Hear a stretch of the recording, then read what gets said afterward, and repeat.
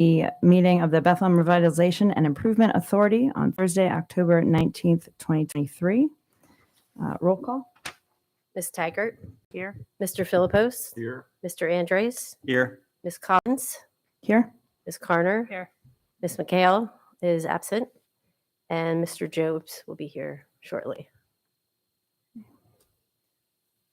Seeing no one for public comment, I don't believe. We will move on to item number 4, approval of the minutes for August 22nd, 2023. I'll make a motion that we approve the minutes. I'll second that. Okay. All in favor? Aye. Aye. Any opposed? Okay. Motion passes. Item number 5, Treasurer's Report from September 2023. Mr. Philippos? Yeah, I just want to point out that our revenue was $9,253. Our expenses were $535,375, leaving us a net income of $8,055. Our cash balance is a healthy $195,000. We have no liabilities at the current time. Okay. Any questions? All right. I'll accept a motion to approve the Treasurer's Report. I'll make the motion. And I'll second that. Okay. All in favor? Aye. Any opposed? All right. Motion passes. Ms. Carner, any old business? No. Okay. We'll move on then to new business. I believe we're going to address items 7.1 and 7.2 together. Is that correct? Correct. Okay. So it is 2 separate resolutions, but let me give you a little background. So we received 2 applications for 2 separate medical office buildings on 2 parcels at 8th and Eaton Avenues in the city. You can see the addresses are 1480 8th Avenue and 1490 8th Avenue. This is part of the larger, commonly known as Martin Tower complex. I don't think it's a surprise that there is proposed 2 buildings here. It's been a public conversation for a while that Lehigh Valley Health Network is intending on locating to these buildings. Because they were not, and let me just begin by saying the differentiator is one's a 40,000 square foot building, one's 60,000 square foot building, hence the name difference. But these projects are before us as a approval because they were not included in the 2013 application. So as if you'll recall, this parcel or these parcels at this location have been within the CRIS since the application was originally filed. However, it was not contemplated that there would be the subdivision and these 2 medical office buildings. It was expected that the project would look differently, which is always hard 10 years before when you're filing an application to predict what is going to happen at a location. And so it is our role as the authority to consider these projects separately and pass 2 separate resolutions to forward this application to the Commonwealth for consideration. So in your packet for each one, you'll see some information on the projects. They're both 3-story buildings. There is a expected revenue or total investment that's different for each project. One is 19 million, the other is 25 million. There's different CRIS tax revenue generations, and you can see those based on size, which largely goes to employees and the operations within the building, and a constructed CRIS revenue. All of this is the same information we collected in 2013 on our project, and it's what the Commonwealth expects to see when applying for approval for any project they consider new. On the subsequent pages, you'll see that one is the 60,000 square foot building is located at the corner of 8th and Eaton, and the 40,000 square foot building is located to the south of that with frontage only on Eaton. There's a couple of renderings. One, they're both identified as Lehigh Valley Health Network buildings, and then the packet, forgive me, mine looks like the resolution is attached to the back of the packet. They're exactly the same resolution aside from what the projections are associated with each building. I do expect the Commonwealth to come back with questions, which is something administratively we typically handle after the approval. But the next step in this process, because I know you're going to ask me, will be financing the project. But that'll come down the line after the approval is given by the Commonwealth of the project. So that's my overview. Mr. Ronca is here today. He too can provide any information or answer any questions that you may have about the project. If there's anything I neglected to include and you want to mention. Great, thanks. And I'll take any questions you may have on the application.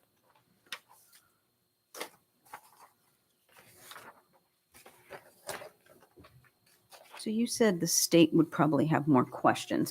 I think this is my first time through it at this stage of the game. So what else would they be looking for? Because of the announced tenants, they may be looking to identify how will they track? Will they be creating new entities? Will they, separate out the way they manage the facility from their other buildings? What does that look like? It's hard to know. Every project, I think they've come back and asked a couple of questions that almost feels obligatory. Oh, they have to come up with Sometimes. something. Yeah. Yeah, I've never just said, here's an application and gotten you're awarded or you're approved, right? Right. But my emphasis to you was it doesn't necessarily look like a lot of information. It is what the Commonwealth asked for. And if there is more information they need, they'll let us They'll know. ask about Mhm. that. Okay, thanks. Quick question. The 3 stories, is that just coincidence? Is that a limit on the height? Is there a height restriction? I guess is my question. That is not a city height restriction, Okay. no. But if you want any more detail, I would turn to Mr. Ronca. Okay.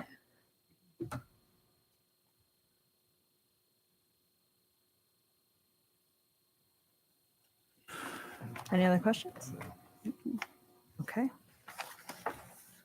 So I emphasize the separate motions and votes on the 2 resolutions.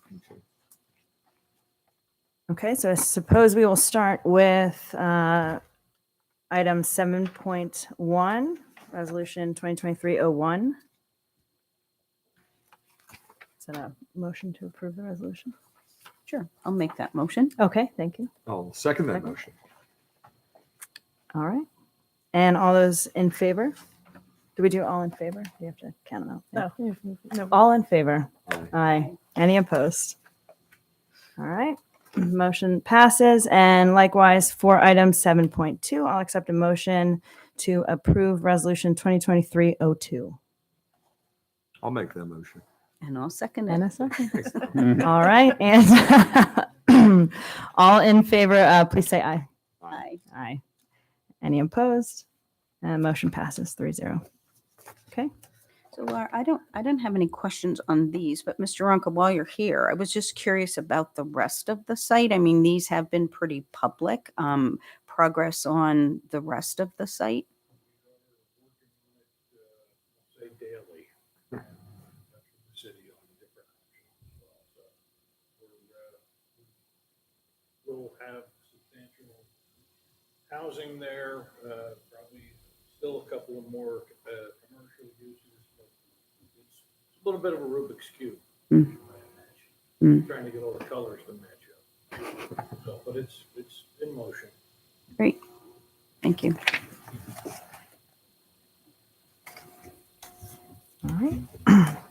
Moving on then to agenda item 7.3. It's a memo from Ms. Carner to the authority regarding the revolving loan fund line of credit.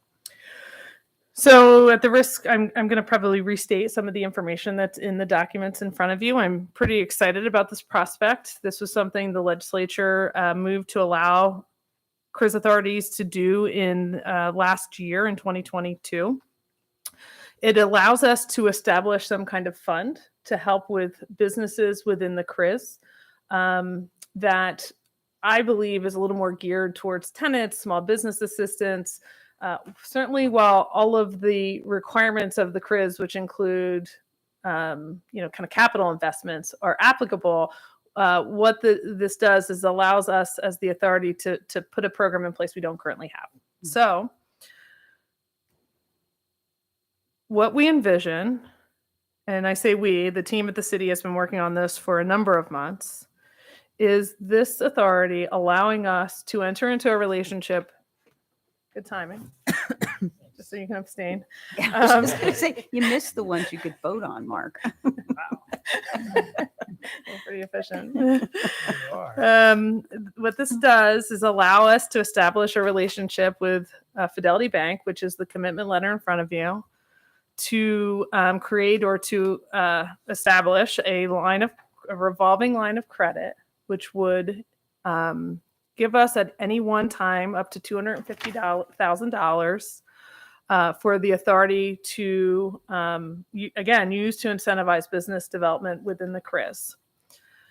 If you'll recall, at the end of each year, we have excess increment that we either have to put into capital projects or we have to return to the Commonwealth. And so each year we found different projects that you may recall, including North New Street, the Polk Street parking garage, things that were benefiting either individual projects that were CRIS projects or benefiting the area in total. Parking is a special case. You're allowed to support parking even if it's not included within the zone. And so last year we had some money as the authority and we directed that to the Bethlehem Parking Authority to support that Polk Street garage. But because we never know what that is and we have to do it pretty quickly, we feel like we scramble to identify projects to present to this board for allocation. And what this revolving line of credit allows us to do is draw on these funds, put them in our bank account, immediately repay the bank, like within days, and have flexible funding to support small businesses within the CRIS for capital needs. So we don't have the same pressure to get the $250,000 out the door that we've drawn from this fund like we do with traditional increment. We could wait for a good project to come along and work with a tenant to craft an incentive that works for that specific project. So it's a little bit of gives us a little bit of a pressure release to be able to do it as a borrowing.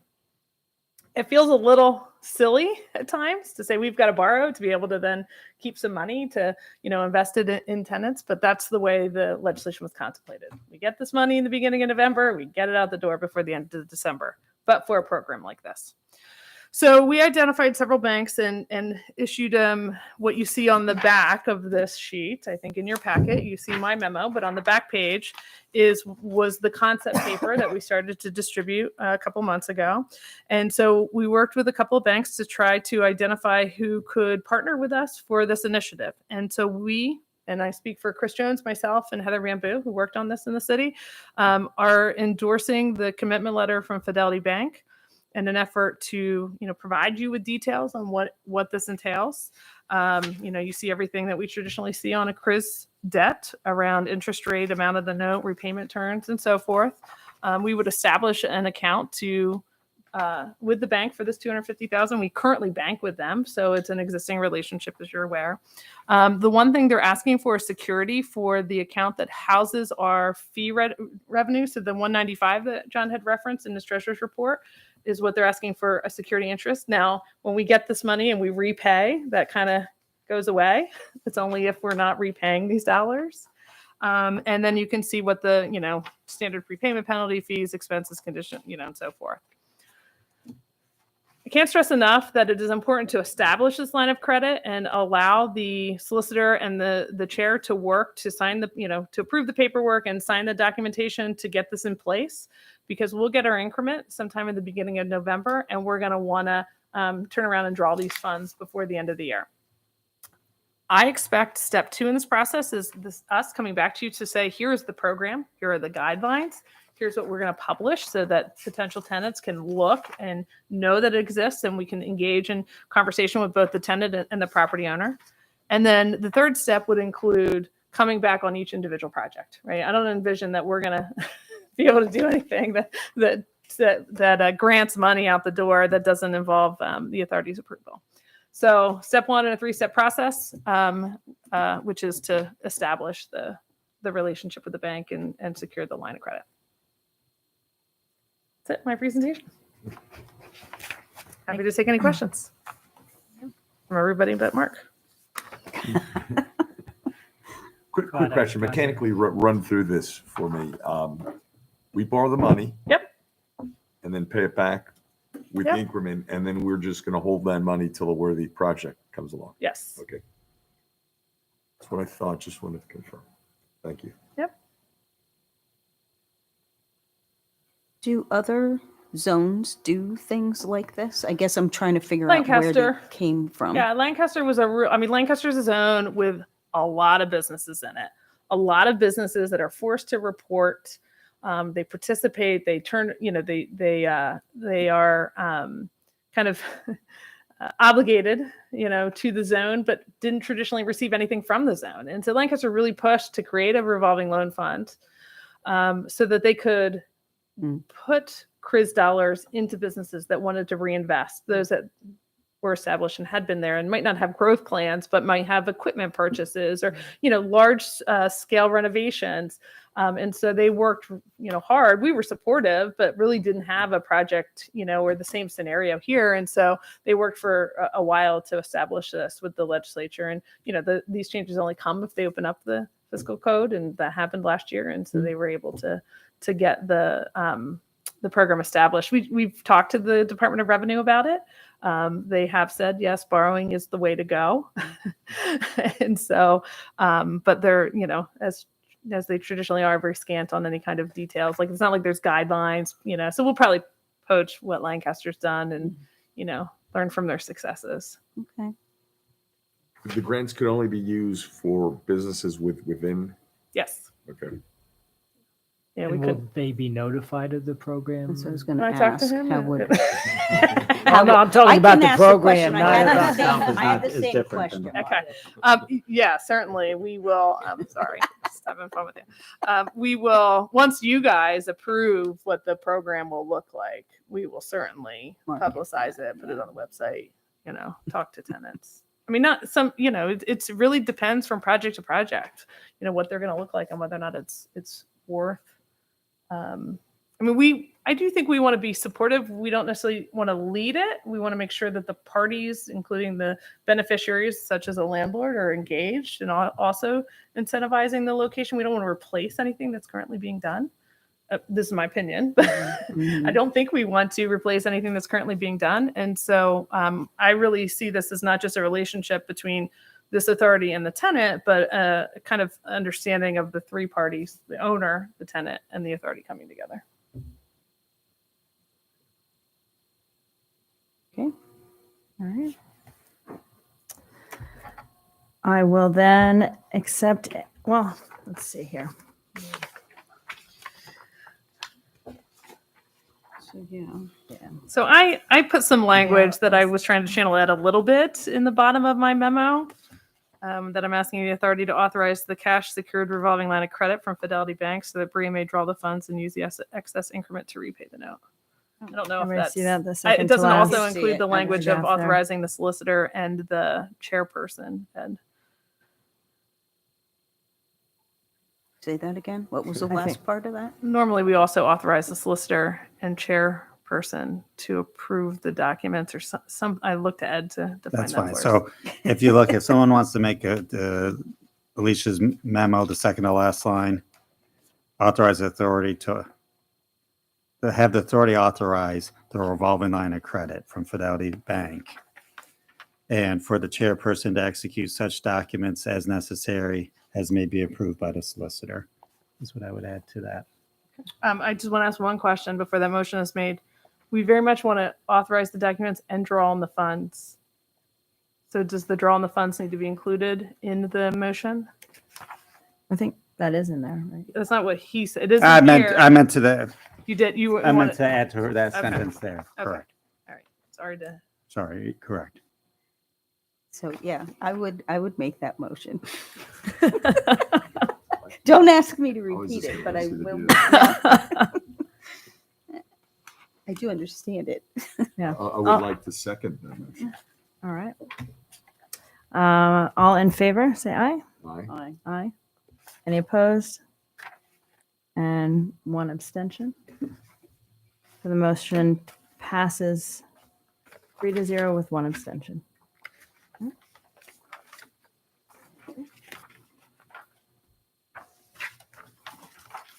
All right, that's the end of new business. Mr. Andres, I have nothing to report. Ms. Carter, anything else? I do. I have, so I put on your desktop the notice from the Commonwealth Department of Revenue. We received this, I think, on Tuesday or Wednesday. I know it's dated the 15th, but this is our annual certification from the state on our increment. So if you'll flip to the next page, the state transfer of increment is going to be $2,721,000 and $809,000.71. This does not include the local taxes that were collected, so the number will be a little bit larger. We're still working through these numbers and what all this means. Couple of things to note. Last year, the state fund transfer was 1.3 million approximately, so we've more than doubled that this year. Additionally, there were 77 unique businesses within the CRIS last year. There's 103 that filed the reports. So we were able to increase those by about 25%. Now, not everybody reported. You can see that difference of 21, the unique businesses identified by the authority. By the authority to the Department of Revenue as qualified businesses required to file CRIS reports. And so we've increased that from 91 to 124 businesses. We took this over. I want to remind the authority that instead of using a third party to create our master business list, we took this back this year so that we're more engaged in an earlier stage. I think that helped with the increase in numbers, but I also think we had a lot of construction last year. So that also identified, a lot of businesses that we don't necessarily see as permanent businesses in the city, but are doing work here.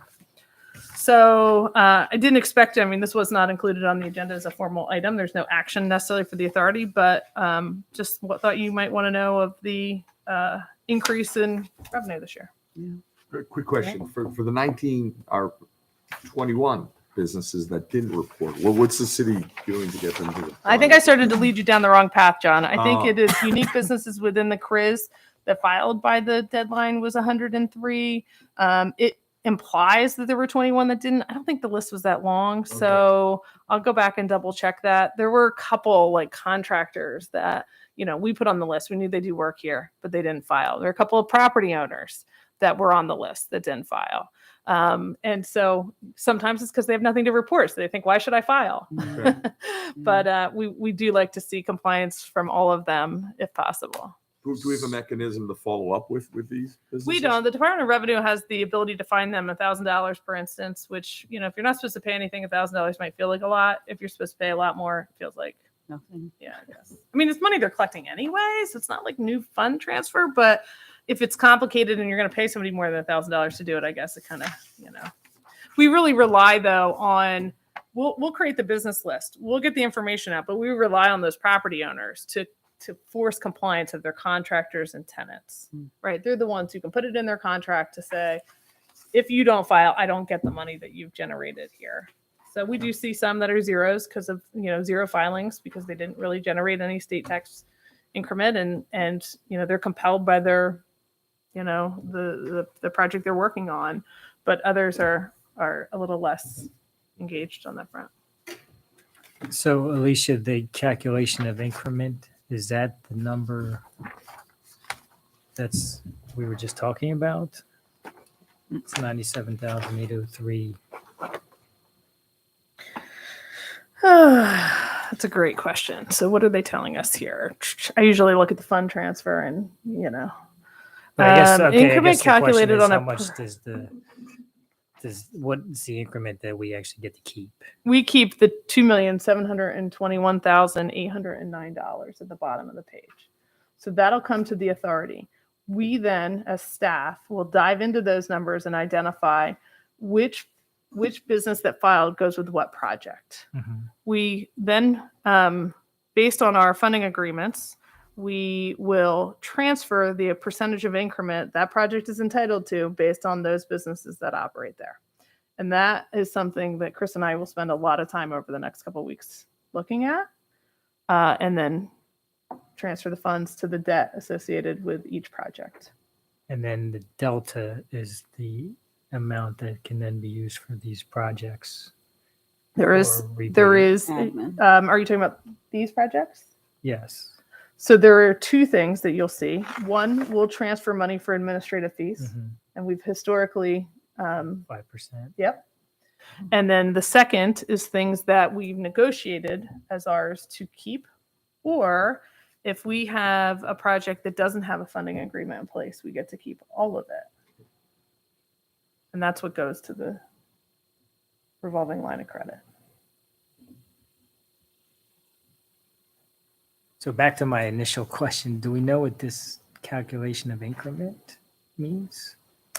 So I think what that's looking at, we have two kinds of businesses. You have a business that has an established baseline, meaning they were operating in Pennsylvania and they moved into the CRIZ. They never created a new entity and they've continued to operate. And so what we've seen is an amount of growth associated with those businesses that's even surprised me. It looks to me at quick glance that we have a growth by per business that was in the CRIZ that has a baseline. And I'm not sure if it's an average, but it looks like it could be of that amount. Okay. There's not a lot, but there is a handful. There are some nuances that I hate to even mention, but I will, that if you report one year and you don't report the next year, your baseline's recalculated. And so there are some wonky things with it. Okay. Thanks. Sure. Any other questions?